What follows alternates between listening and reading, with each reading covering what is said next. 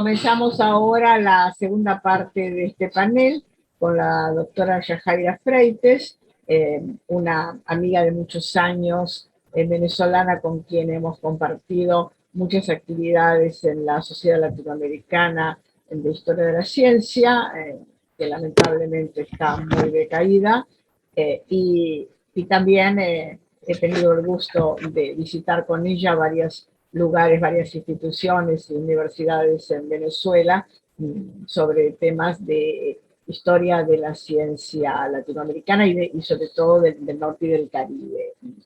Así que ese es un gusto tenerla ahora para que nos hable sobre esta asociación que tiene una contrapartida en Argentina, que es la Asociación para el Progreso de las Ciencias, argentino, que lamentablemente no ha progresado mucho últimamente, y bueno, son problemas que habría que enfocar con un criterio más general, ¿no? Más regional, porque estas instituciones tienen dificultades, o como decía José Antonio hace un momento, sin fondos, sin ayuda, pero con gran compromiso, y claro, tienen poca difusión, son poco conocidas.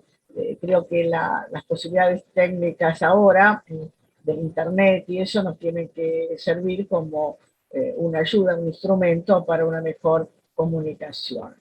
Así que bienvenida, Yajaira, para que nos hables de ASOVAC. Bueno, lo que pasa, ASOVAC es algo así como también tiene sus otros pares en Argentina, en Brasil, en Perú, en Colombia, ¿no? En Chile, en Bolivia, como tal. O sea, esta es una institucionalidad de este tipo de organizaciones que también se comparten en otras partes de la región. Bueno, la SOVAC, en este instante, la Asociación Venezolana para el Avance de la Ciencia, voy a hacer una exposición. ¿Qué es la SOVAC? La SOVAC es una organización de la sociedad civil, es una de las primeras organizaciones de la sociedad civil de los años 50 que tiene por objeto laborar en sentido universal por la cultura científica sin distinción de credo político, religioso y social. Y esta fue una definición extremadamente importante en la década que se crea, que son los años 50, 1950, en plena dictadura del general Marcos Pérez Jiménez.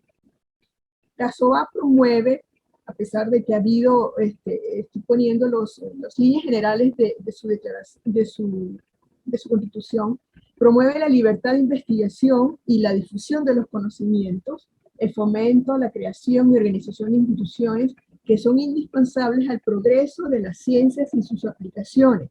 Y eso incluye desde instituciones de investigación, educación de la ciencia, comunicación, divulgación, incluso asociaciones como la que nuestro colega José Antonio habló sobre la historia de las geociencias. Y esto lo lleva a cabo, lo impulsa a través de distintos programas.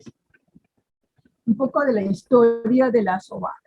Fue fundada el 20 de marzo de 1950. Tiene 72 años de fundada. ¿Sí? De fundada. Y fue fundada en el acta constitutiva, firmaron 50 hombres. En ese instante, el problema no eran mujeres.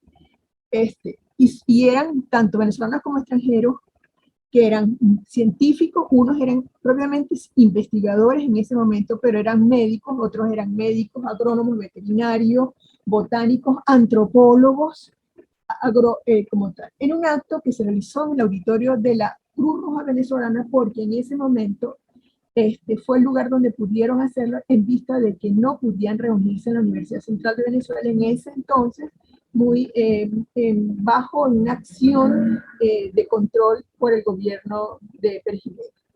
Para esta época, el número de investigadores en el país no llegaba a la cantidad de 100. Y aún así inició sus actividades bajo esta dictadura con 2 programas que luego detallaremos. Luego, el advenimiento en el año 58 de la democracia le permitió extender sus actividades. un poco sobre el contexto histórico de lo que es la mitad del siglo XX en Venezuela, dentro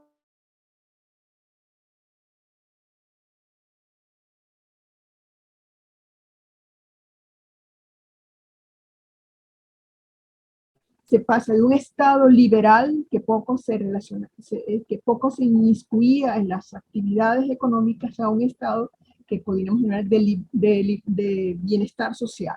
Y la renta petrolera es, ¿cómo se llama? Se dirige a hacer una inversión social en la educación, la salud, las comunicaciones terrestres, los servicios públicos del país, lo cual genera un incremento de la tecnoburocracia estatal que tanto junto con los años siguientes de industrialización, que se va a proponer un programa de industrialización para un crecimiento de una economía, va a requerir de profesionales y técnicos. Se inicia también una expansión de la educación, primero en los niveles de primaria y secundaria, para conjuntuar en la educación universitaria, que a partir del año 1958 se vuelve gratuita. La educación va a convertirse en la vía de superación social en esta Venezuela de mitad del siglo XX hasta el año 2000 aproximadamente. Hay un intenso proceso de urbanización en Venezuela, se llama un país netamente rural en los años, principio de la década de 60, al final de los 60, 70, era un país urbano. Y también hay otro cambio relevante en el aspecto político. Entre el año 45 y 48 hay un ensayo de democracia en el cual se da el voto a los analfabetas, a las mujeres y a los jóvenes de 18 años en adelante.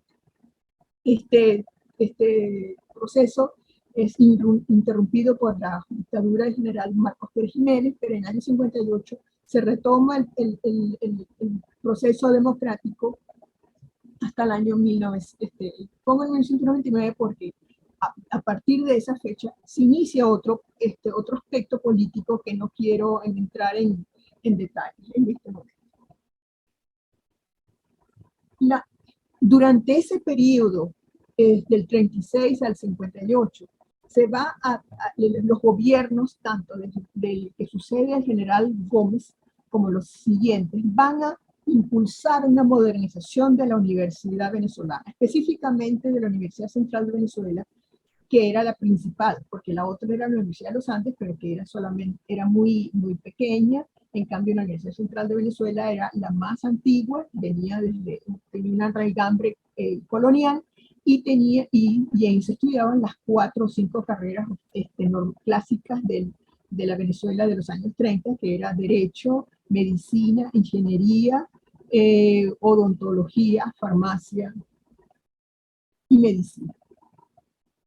Ese impulso de modernización que se inicia con el propio general López Contreras, que es el sucesor de Gómez, busca actualizar el contenido de la educación, pero también una reforma que a la larga va a generar una cultura universitaria distinta, en el cual el saber se va a convertir en algo importante y va a ser un saber dinámico, porque la versión que se tenía del conocimiento en la Universidad Venezolana era un saber estático que aparecía en los libros y que muy de vez en cuando había que actualizar.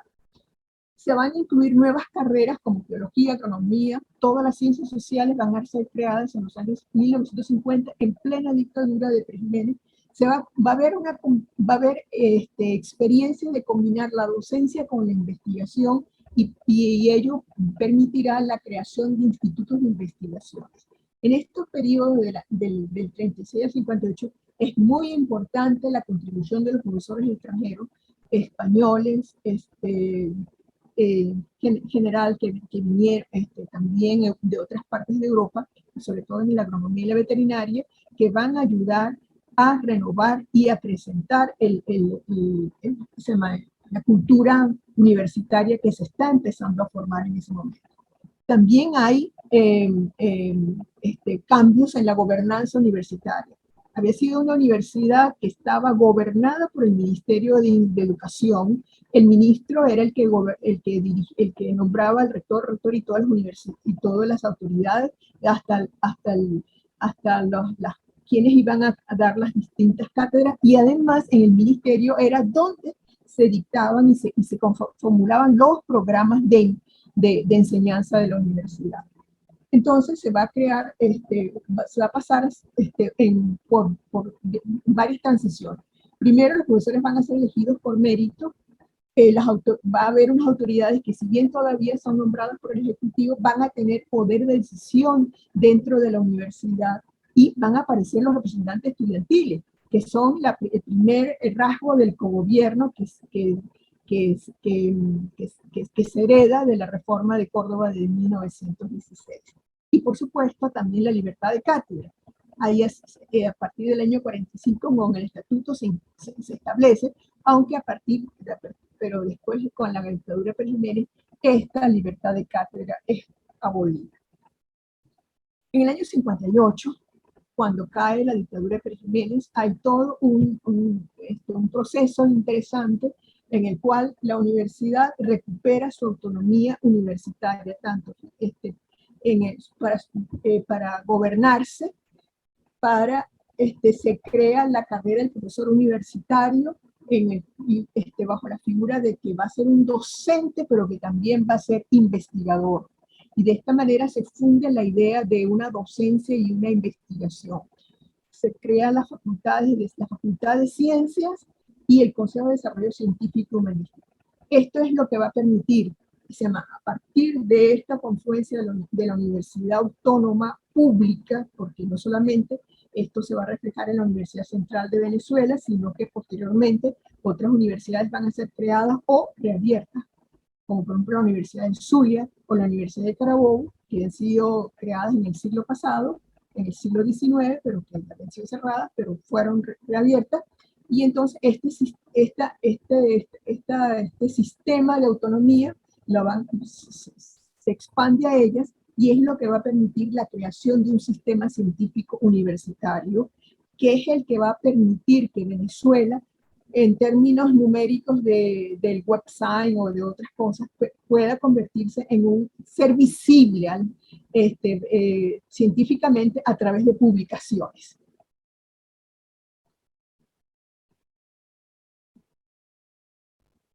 Venezuela, la SOVAC va a acompañar este proceso de creación de las universidades, y van a crearse núcleos de la asociación de la SOVAC en distintas zonas del país. Por ejemplo, tenemos los óvalos muestran, no necesariamente, a veces hay un solo óvalo sobre una parte que es un capítulo para un solo estado. Entonces, tenemos, por ejemplo, en el estado Zulia hay un capítulo que reúne todos para el estado, o el estado de Bolívar. Pero, por ejemplo, en el oriente del país se reúnen varias entidades estatales bajo un solo capítulo. Por ejemplo, y aquí tenemos Táchira, Mérida, Lara, Falcón, Carabobo, Aragua y Caracas, que es el primer capítulo que se crea y que está en el Distrito Libertador, el Estado Vargas o La Guaira, como ahora lo llaman, y el Estado Miranda. Y la SOVAC va a organizarse como de carácter nacional, se expande sobre el territorio y es una federación de estos capítulos que yo he indicado anteriormente. Así que tenemos, entonces se maneja una estructura descentralizada. Cada capítulo tiene autonomía para decidir sobre una serie de cuestiones, aunque se supone que la misión es la misma para todos, que es incentivar la cultura científica y expandir y apoyar la internalización de la actividad en las universidades y en las regiones. Estos capítulos están integrados generalmente por investigadores universitarios, profesionales y profesores de ciencia, porque la sociedad es abierta a este sentido, que eligen a estas autoridades regionales. Y es una elección universal la que elige al presidente de la asociación. Esta elección del presidente de la asociación se dio a partir de los años 90 en que se creó esa figura. El trabajo en la SOVAC por parte de los directivos es de carácter voluntario. No hay pago de primas ni nada de este sentido. Y contaban, porque tenemos que hablar de que en pasado, con el apoyo económico de la Fundación para el Avance de la Ciencia, que era el brazo financiero de la institución. ¿Cuáles eran las actividades que llevaba la SOVAC? Primero, tenía programas nacionales, o los tiene, porque todavía hay algunas que funcionan. La revista Acta Científica Venezolana, creada en 1950, que es una revista multidisciplinaria arbitrada. La convención anual de la SOVAC, que se establece desde el año 51, y luego en el año 1968 se organiza el Festival Juvenil de la Ciencia, como tal. Pero también hay otras actividades que la SOVAC hace en apoyo a proyectos relacionados con la institucionalización de la ciencia y también con la política científica. Veamos cómo son los programas nacionales. Los programas nacionales, la revista Acta Científica, es una revista que busca que se publiquen trabajos originales y de elevado valor académico. Y está, obviamente, quienes benefician son los investigadores, las instituciones académicas universitarias que pueden contar con que hay un medio científico arbitrado que reúne las características de la calidad como tal, y los comunicadores sociales. Acta Científica Venezolana fue a partir del año 1999 se convirtió en digital. Los costos de papel eran absolutamente, y estuvo indexada y a partir del año 2015 solamente se podía tener en versión digital como tal, pero lamentablemente a partir del año 2018 está parada porque por problemas financieros como tal. El otro programa es la Convención Anual de la SOVAC. La Convención Anual de la SOVAC es un espacio para el diálogo tanto de presentar los conocimientos científicos y tecnológicos que producen los investigadores, como también para discutir una serie de materias de tipo de política científica en el país. Es un evento que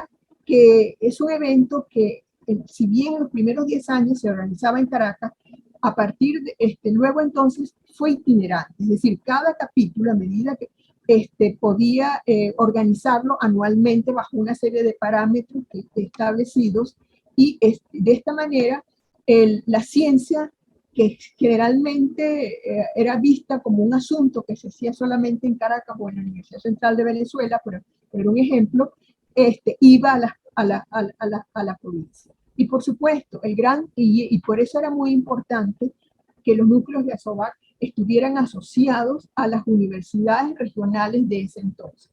Entonces, esto fue gracias a los datos de la profesora Aguilera, tenemos una estadística hasta el año 2019, cuando, antes que la pandemia nos mandara a todos a casa. Vemos cómo a partir de estas estadísticas podemos ver cómo fue el crecimiento incluso de la ciencia en el país. Muy incipiente, muy pequeño en los primeros años. A partir de los años 70 hay una elevación de la serie de trabajos que se presentan, y en la cúspide en los años 70,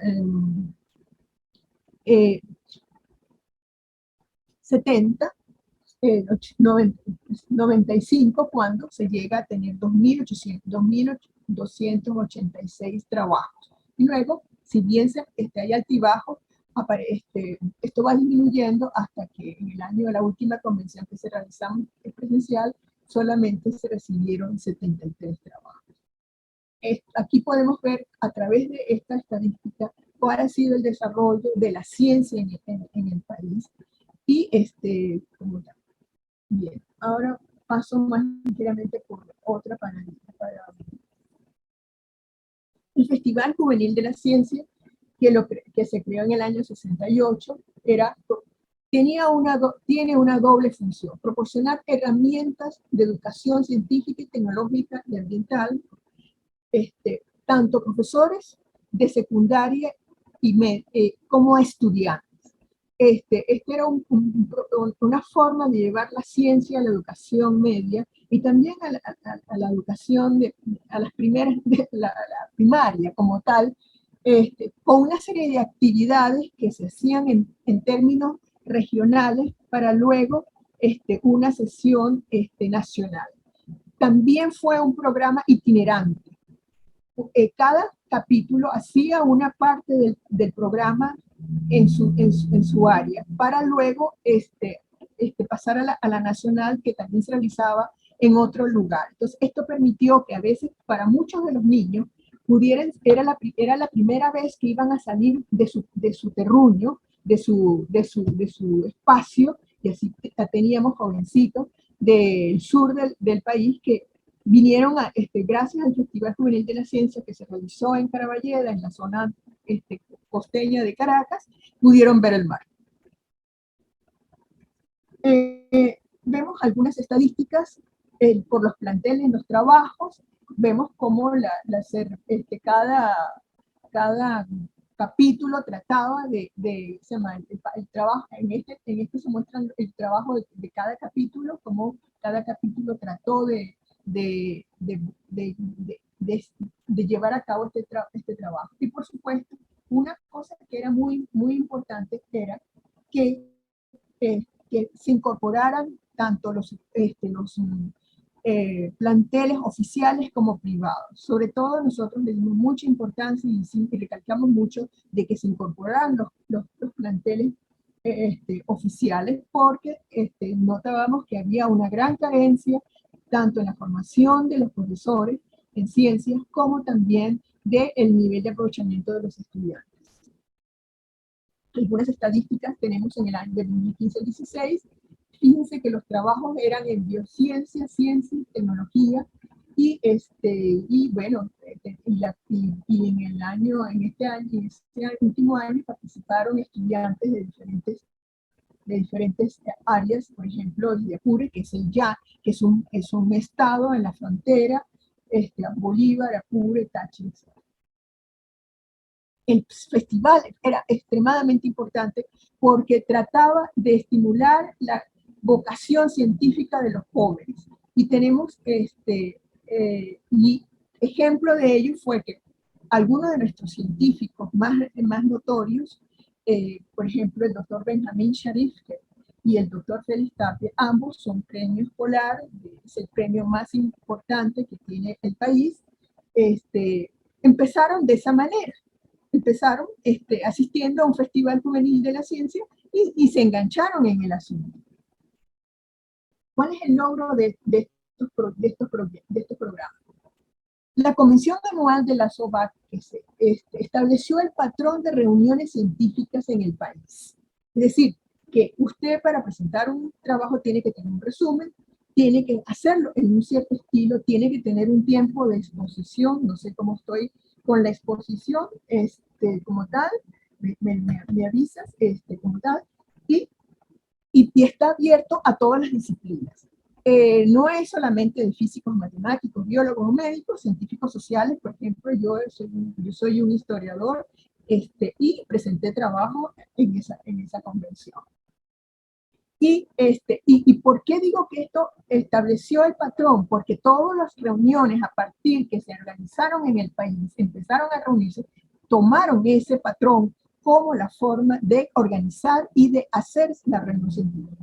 La revista Acta Científica, la idea de que debe ser una revista arbitrada, no debe ser una revista en las cuales los colegas de la sociedad o los colegas de la academia son los que van a publicar. No, aquí es una revista abierta, también multidisciplinaria, pero en el cual los trabajos van a ser arbitrados por jueces debidamente y que no solo que indican al autor del trabajo que se somete a consideración cuáles son las condiciones. Puede ser rechazado, pero también lo más importante es que a través de este trabajo desarrolló un trabajo didáctico, de enseñar a la gente cómo tenía que escribir un artículo científico, qué es lo que tenía que hacer.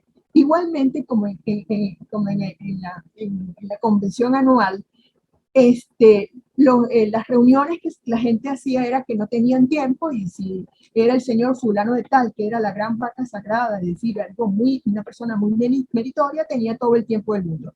Pero no, aquí usted tenía que decirlo todo por lo menos en 15 minutos.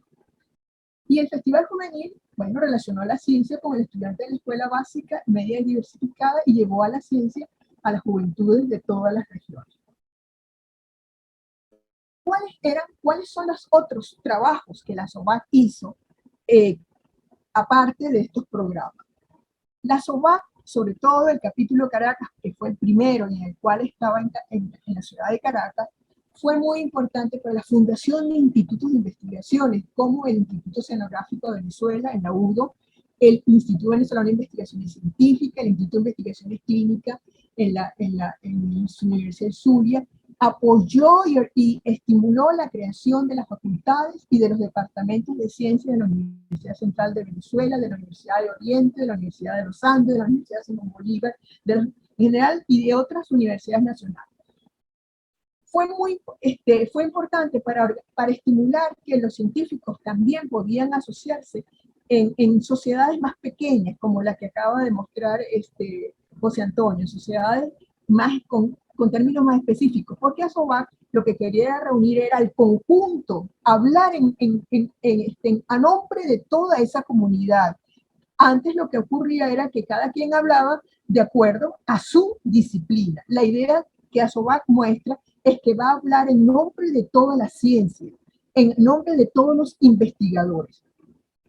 Y el otro aspecto muy importante fue que fue el pilar fundamental de la creación del Consejo Nacional de Investigaciones Científicas y Tecnológicas, CONICIT, ahora de otro nombre, CONACYT, y del programa de promoción al investigador, que también debe tener sigue de cerca el sistema nacional mexicano, como también el sistema argentino. También fue importante la creación de la Asociación para el Progreso de la Investigación Científica y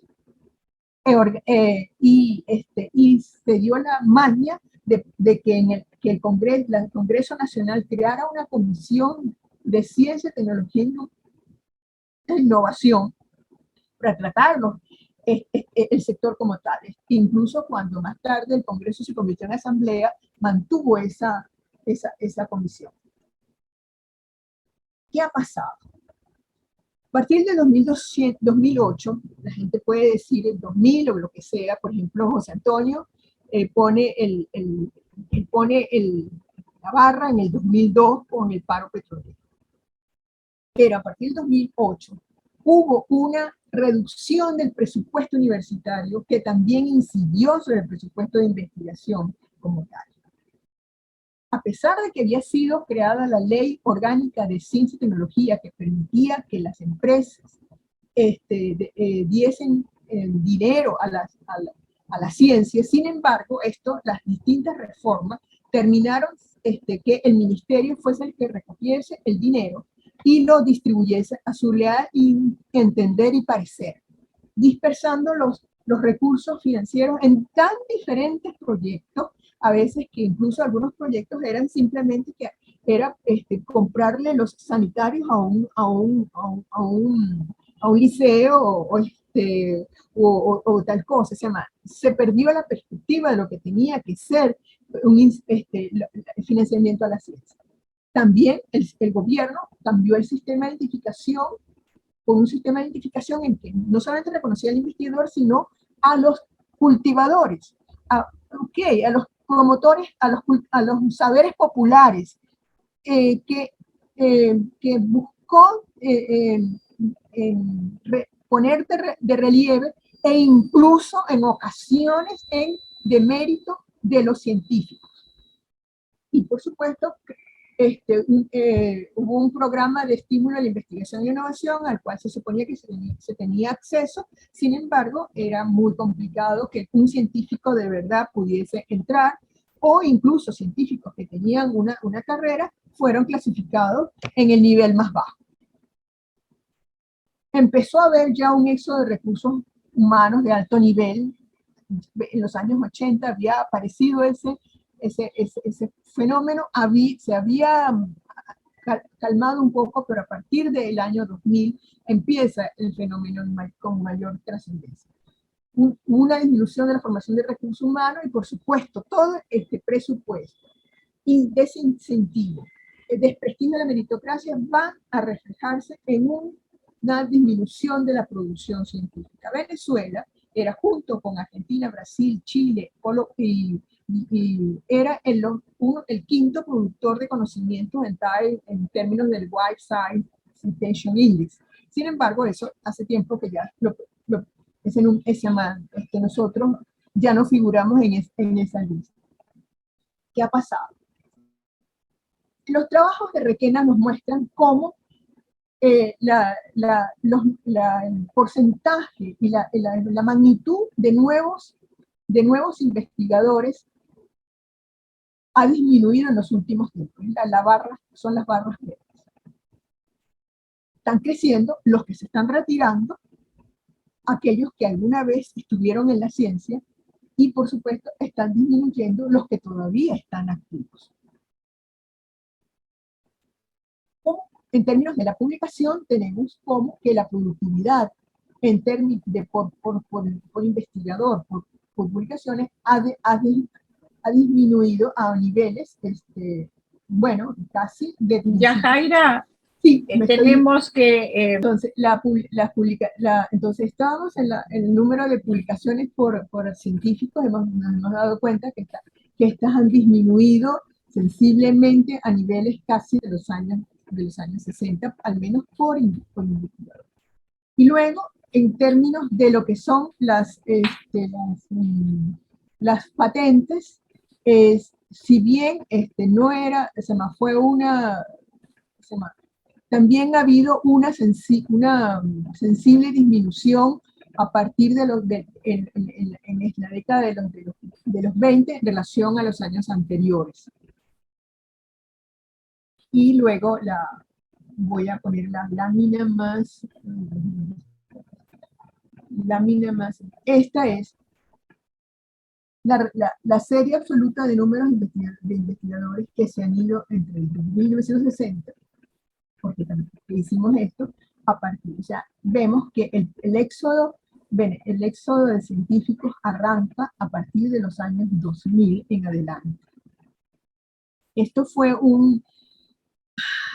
cuando nosotros los venezolanos vemos por la televisión o por donde sea a nuestros compatriotas caminando por las calles o las carreteras del continente y ahora por el Darién, lo que muestra es a una parte de la población que el hecho migratorio es un fenómeno que atraviesa todos los grupos sociales y todas las clases sociales de las generaciones. Entonces, pero en el caso de los científicos había en los años 2000 en adelante, se observaba ya que había que era un fenómeno que se estaba dando con intensidad. Todo esto se refleja en la situación de la SOVAC. La sociedad, ahora tiene competencia con otras instituciones científicas específicas. Curiosamente, eso se reflejó mucho en las convenciones, cuando de repente las sociedades científicas querían organizar sus propias reuniones y entonces iban los trabajos, en vez de presentarse en las sesiones de la convención, pasaron a ser presentados en estas reuniones. Entonces es la idea del asociacionismo fue algo que que fue exitoso, pero también ocurrió, también estas sociedades tienen el mismo problema. Ya en el caso de la Sociedad de Geociencia lo muestra, cómo ellos tuvieron, a partir del año 2000, se quedaron sus fondos y todo el asunto se quebró. ¿Por qué? Porque hay un fin de un modelo. Luego, hay una, por supuesto, ha habido una disminución de su impacto social, es poco visible. Antes, un comunicado de la asociación era muy relevante, era muy importante, era mostrado, ¿por qué? Porque la asociación hablaba en nombre de una comunidad científica. Sin embargo, ahora hay otros grupos sociales que son más visibles, y además porque obviamente las necesidades ahora son distintas. Es ignorada por el gobierno por su actitud crítica e independiente. Ya a partir de los años 2000 pasó a ser ignorada. ¿Por qué? Porque ASOVAC siempre tuvo una actitud crítica independiente de cuál fuera el gobierno que estuviera en el poder. Era capaz de decir, estaba a favor, o decir, este programa es importante, pero tiene tales deficiencias. Esa actitud no es bienvenida con su actual régimen gobernante. Luego tiene problemas ella misma en su estructura de funcionamiento, que es desigual, en las deficiencias de comunicación,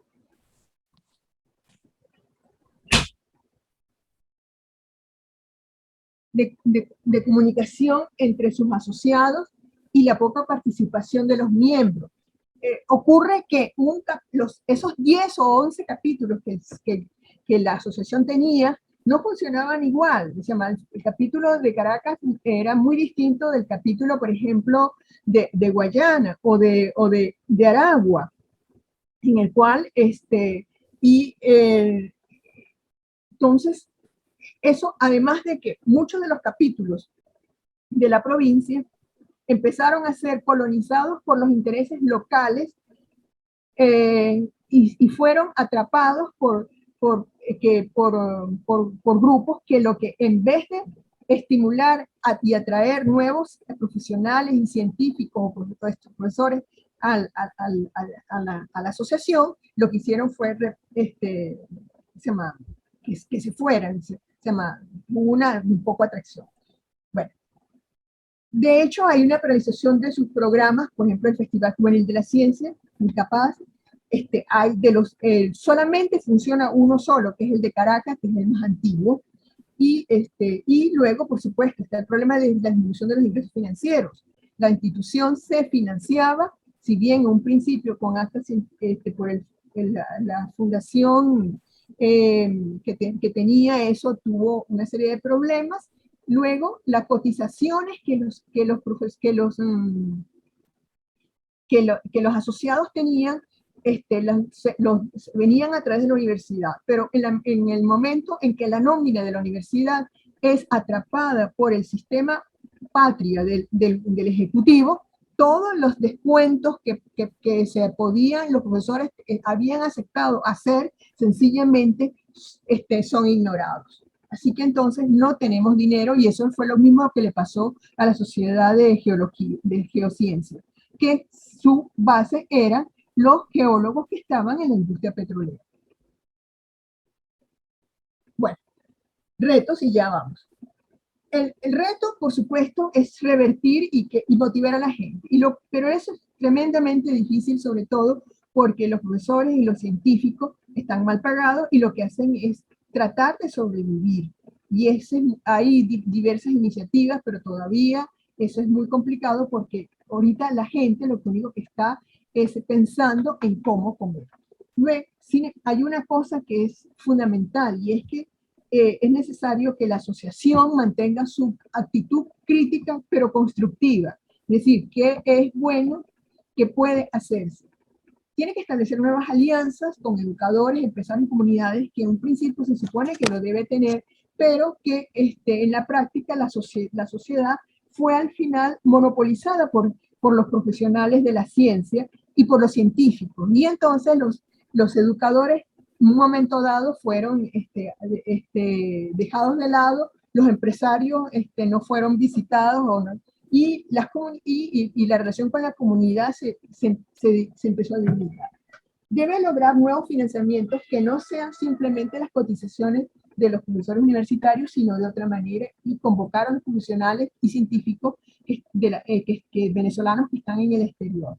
En fin, es necesario un proyecto de reindustrialización científica acorde con el siglo XXI y la Venezuela postrentista. ¿Por qué esto es importante?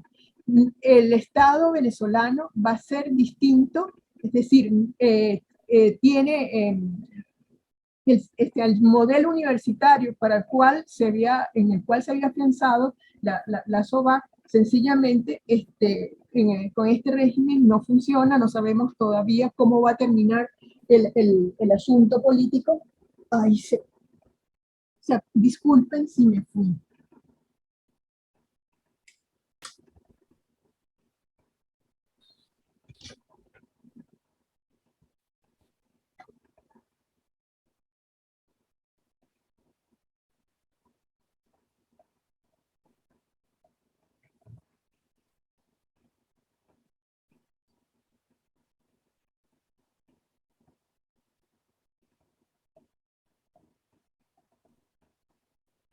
Yajaira, si estás hablando no se te escucha. No, ¿ahora me escuchas? Sí, sí, ahora sí. Es que se fue la luz momentáneamente. Pero Bueno, se te apagó la luz.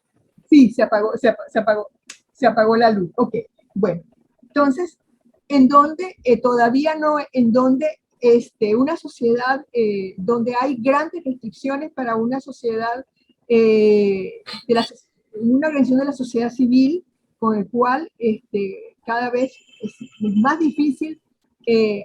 Por supuesto, todo el mundo conoce es por las sociedades que trabajan por los derechos humanos, pero igual para las otras sociedades civiles que tienen grandes problemas para financiar, porque todo el tinglado reglamentario y judicial que tiene el Estado venezolano es para no permitir una actividad como tal. Bueno, así que entonces son grandes problemas. Sin embargo, nosotros estamos tratando de sobrevivir. Cuando se declaró la pandemia, logramos crear un formato de convención anual online basado en eventos especiales organizados por sociedades y grupos para 3 días, todo por internet. Y lo estamos llevando, y este año estamos preparando para otra versión de la convención anual en internet. Y luego, obviamente, todo esto se debe a que el capítulo Caracas es el que ha mantenido el fuego ardiendo y a través de la internet ha hecho una serie de eventos y de actividades que permiten que todavía la sociedad no termine de claudicar. Bueno, perdonen la exposición tan traumática, pero aquí están las referencias en las cuales me he apoyado para esta actividad. Bien. Gracias.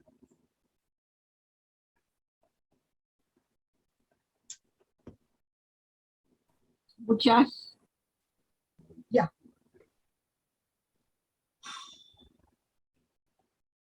Bueno. Muchas gracias. Yajaira, muy, muy interesante, realmente muy completa tu exposición sobre la asociación. Vamos a abrir ahora un poco el debate. No sé, nos estamos quedando sin público, parece que como nos pasamos de hora, la gente se nos está yendo, pero bueno, quedamos pocos y buenos.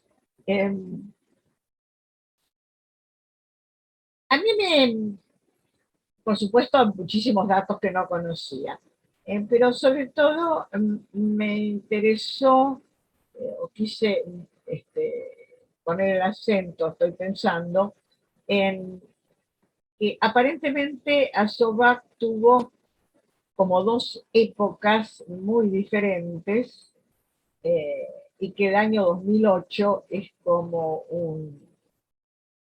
no sé, un corte, no sé, yo lo interpreté así, lo que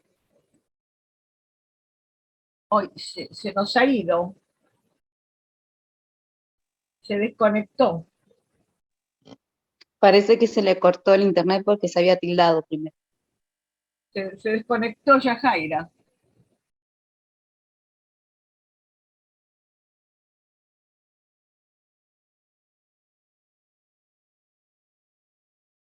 Bueno, entonces le quería hacer una pregunta a José. José, ¿me escucha? Fuerte y claro. Bien. Me interesa, me interesaba, yo conocía a esta asociación, digamos, a sus proyectos, a sus trabajos, porque usted me mandó dos, dos ejemplares del boletín. Y entonces, lo que, lo que yo advertí, y creo que se lo comenté, es que me parecía muy interesante por la cantidad de reproducciones, incluso facsimilares, de trabajos históricos. Eso es una tónica así de todos los boletines, o es que de un poco de casualidad los que usted me mandó tenían mucho material de eso, porque realmente es sumamente interesante, me parece, ¿no? Esa posibilidad de tener juntos en un boletín, en la colección del boletín, un montón de publicaciones que por lo que he podido ver estaban muy dispersas, ¿no? Entonces, un historiador buscar todo eso en cada uno de esos lugares, de esos repositorios, me parece que debe ser muy complejo. Por eso le pregunto, ¿esa es una casualidad en esos números que yo tengo o es que es así, digamos, esa es la tónica de la publicación? Es una casualidad, profesora, dada las circunstancias en las cuales estamos teniendo. Y le pongo como ejemplo uno de los trabajos realizados en el cual se empezó a hacer una búsqueda de oro en unos sitios con gente mal preparada, haciendo las cosas sin ningún tipo de estudio, utilizando un amigo mío, si me oye, me va a ahorcar, pero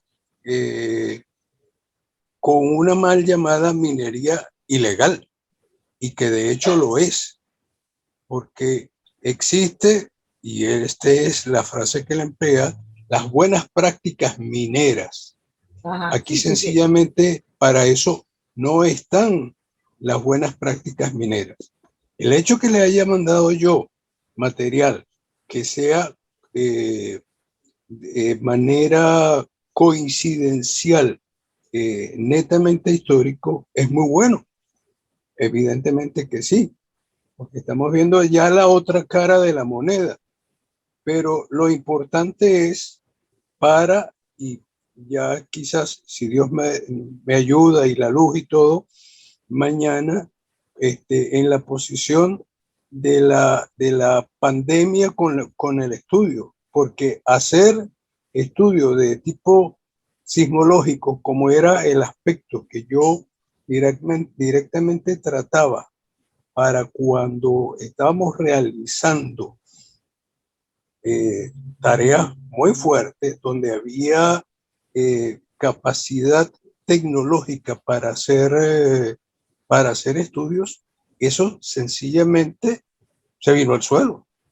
¿Y No, por no, qué se vino al suelo? no, sin duda, José Antonio, una cosa es el pasado, lo que usted habla de las buenas prácticas de la minería, y otra cosa es lo que usted me adelantó de lo que va a decir mañana, cómo hacían ahora en estos 2 años de pandemia. Claro, entiendo perfectamente la diferencia. Son dos cosas distintas, ¿no? Pero mi pregunta era más concreta con respecto al material que editaron, ¿no? Si es una idea que tienen de continuarlo así, de poniendo artículos históricos, o eso es un poco circunstancial por ese tema que usted está diciendo de la minería del oro, qué sé yo, vale, o ilegal, o como fuera, que es el tema, No, claro. no. La idea no es marear. La idea es, porque en algunas ha habido y existen limitaciones.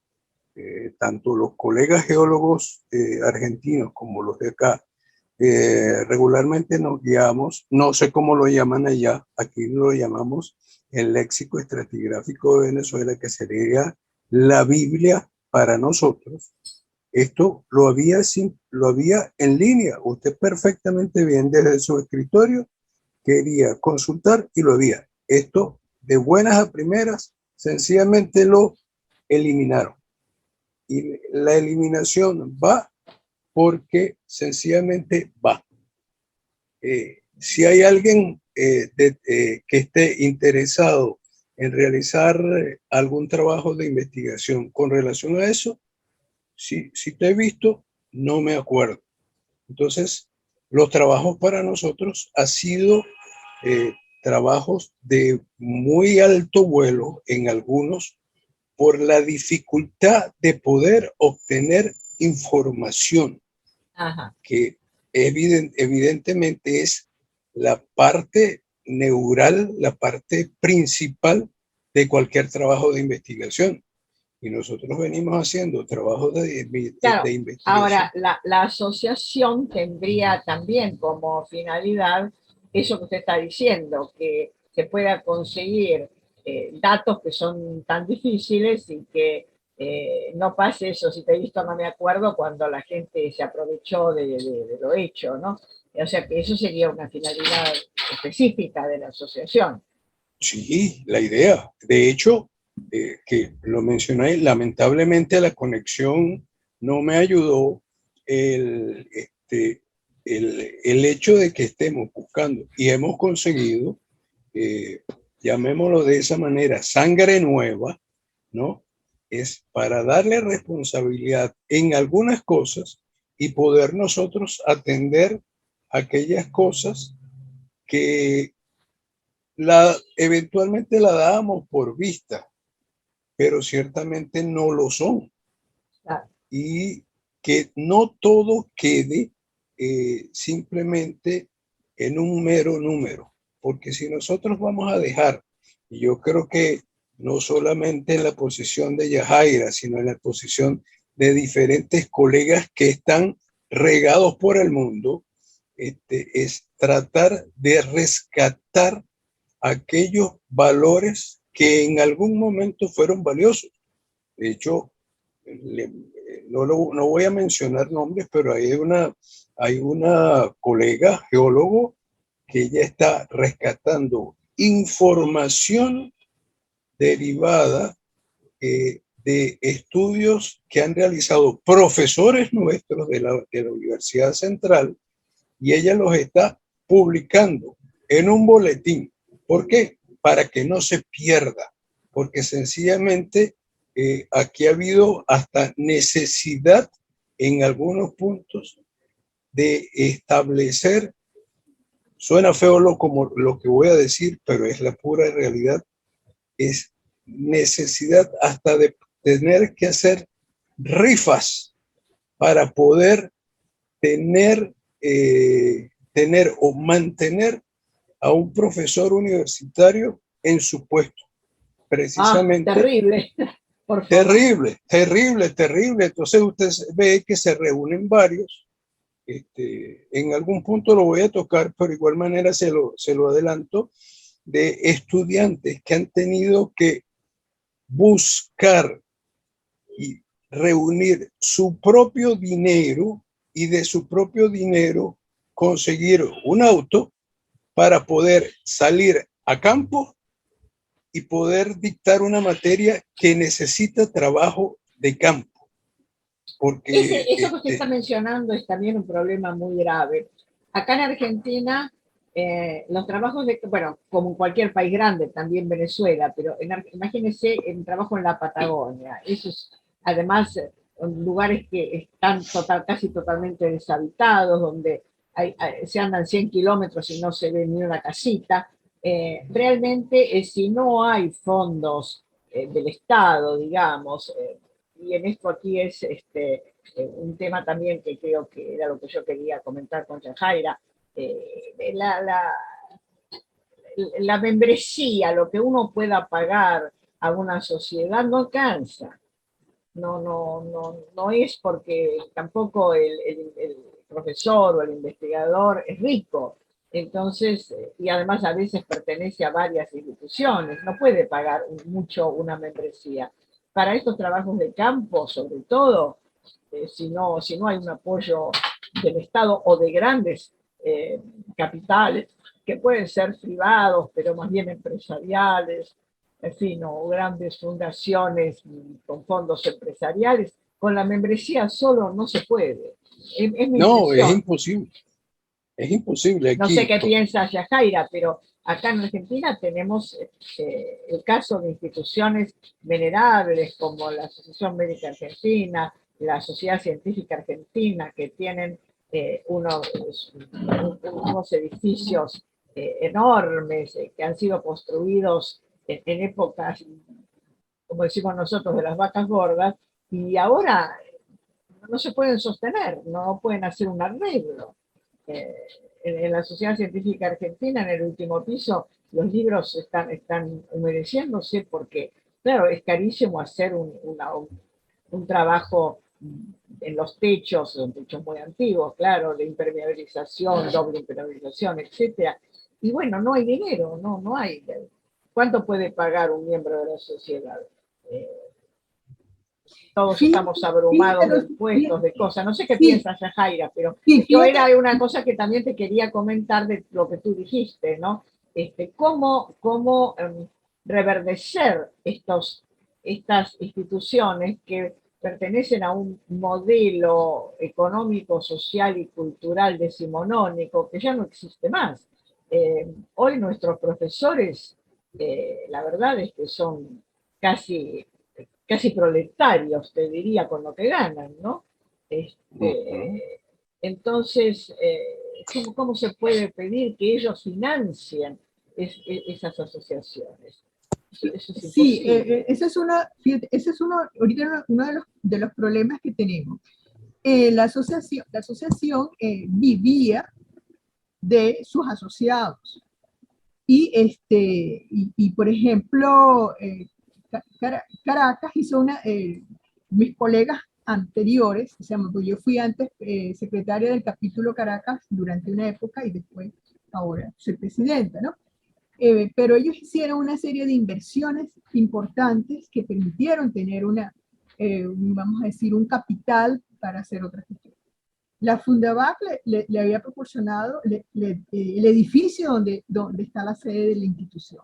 Sin embargo, los edificios, lo que tú me acabas de decir de las edificaciones... Ahora, Yajaira, ¿por qué? Es absolutamente idéntico. El problema es, por ejemplo, quien era alquilarle los espacios. Pero entonces la asociación le había alquilado los espacios a la Universidad Central de Venezuela. Y la Universidad Central de Venezuela, pues sencillamente ahorita está quebrada, no tiene las cuestiones, y entonces es necesario que, por supuesto, se pudiera alquilar a otras cuestiones, pero tú tienes que entonces que salir de una vieja relación. Además de que ellos también tienen que pagar algo, los atrasos que incluso, ya están todos devaluados. Yo creo que sencillamente... ¿Por qué dijiste que a partir del 2008 hubo ese cambio fue así también tan profundo que de golpe se cortó todo? No, fíjate, a partir del 2008, el gobierno dijo, y tuvo la política de no darle presupuesto a las universidades, sino el del año anterior. Por razones políticas. Sí, quería y lo está logrando, llevarlas a extinguirlas. A su vez que está creando todo un sistema universitario de dudosa calidad, pero que él puede gobernar. Entonces tenemos la Universidad Bolivariana de Venezuela, la Universidad Bolivariana, que tiene sedes en todas partes y que incluso gente del exterior, jóvenes del exterior fueron engañados diciendo que venían a la universidad. La Universidad Bolivariana es verdad. La Universidad Bolivariana es verdad, aparece muchísimo en todos lados, pero sinceramente, por lo menos en humanidades, yo no veo que sean tan buenos como pareciera. Ni en lo otro, ni en lo otro. Los profesores no tienen representantes, los estudiantes no pueden tener representantes, el rector lo elige el ministro, y eso es totalmente... Y me da mucha gracia porque algunos de esos rectores de esa universidad fueron profesores universitarios en la Universidad Central de Venezuela que se rasgaban las vestiduras cada vez que el ejecutivo hacía una actividad en contra de la autonomía universitaria de la UCB. Absurdo, cosas así. Entonces,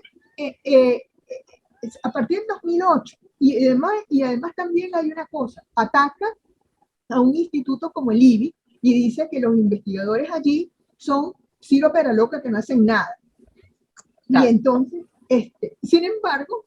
Ahora, la Universidad Central de Venezuela está resistiendo muchísimo porque... Sí, es más, ellos pensaban, cuando nos atacaron a nosotros, dijeron, no, nosotros vamos a resistir. Y yo le dije, no sé.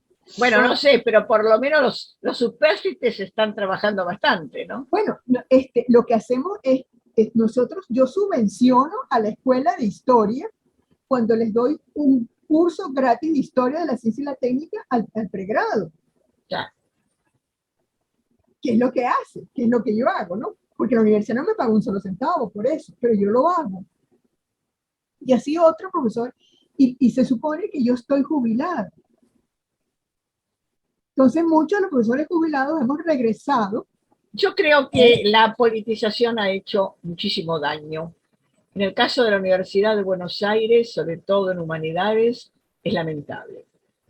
Es lamentable porque no es el problema de estar con una idea política o con otra, sino el estar sin fundamentos, sin trabajo, sin investigación. Y hay gente que recibe muchísimo dinero como subsidio por estudiar, no sé, la vida de un desaparecido. Entonces está 20 años estudiando la historia de una persona cuya actividad política fue de 3 meses. Con todo el respeto, dicho por supuesto por el desaparecido o por el asesinado o el muerto, pero quiero decir, desde el punto de vista de la política universitaria, eso no está bien. Una cosa es hacerle un monumento a alguien que haya sufrido una persecución o hacerle un homenaje, y otra cosa es que haya un conjunto de gente que vive del muerto porque recibe subsidios. Eso es una deshonestidad. Aquí ha habido un intento de reescribir la historia. Por supuesto. Y por eso lo que hace el grupo de José Antonio es muy importante. Pero hay gente que vive de eso, ¿no? Vive y escriben un trabajito por año y lo repiten al año siguiente, y cuando tú les preguntas, bueno, y sobre esta persona desaparecida o sobre esta persona perseguida, ¿qué más puede decir? Nada, pero se habla. Hay una búsqueda de reintroducir nuevos actores en la historiografía. Entonces hay, por ejemplo, aquellos colegas que se dedican a los estudios africanos y todo lo demás, me parece estupendo, o al género y todo es magnífico, claro, la cosa es que se haga bien. Pero Dios mío, pero Dios, por eso es cuando yo hablo de que en el acto hubo 50 firmas y eran los hombres nada más. Yo siempre digo, porque eso es lo que se estilaba, por favor, ¿no? Y no me estén diciendo. Y lo más genial del caso es que la asociación ha sido extremadamente abierta. O sea, el hecho que yo esté donde esté, o sea, primero, tengo 2 características, que soy mujer y soy científico social. Perfecto. Me parece muy buena idea y ojalá lo consigas. Bueno, creo que estamos ahora sí ya realmente al término de la jornada. Son las 6:30. Íbamos a las 6:30 de hora argentina, teníamos que haber terminado hace 1 hora, pero bueno, ha sido muy fructífero.